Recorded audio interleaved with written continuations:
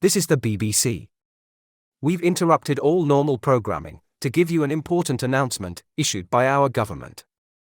This broadcast will transmit on all BBC channels.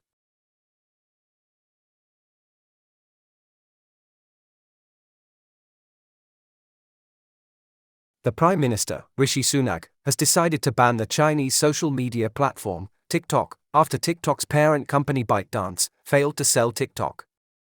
This ban has gone into immediate effect. Every single TikTok user in the UK must delete the app immediately.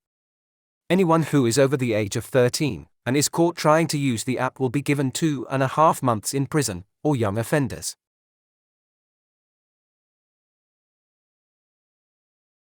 There is no more information we need to give as of this current moment. We can now return back to normal programming. Later that same evening. We have interrupted normal programming again as by the request of Her Majesty's government. This is a national emergency, this is not a drill and should not be ignored.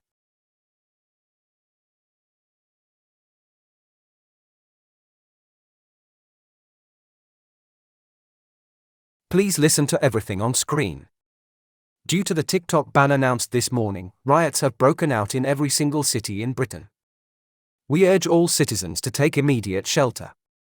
King Charles III and Rishi Sunak are both confirmed to have been killed by the rioters, and the British government and monarchy have fallen.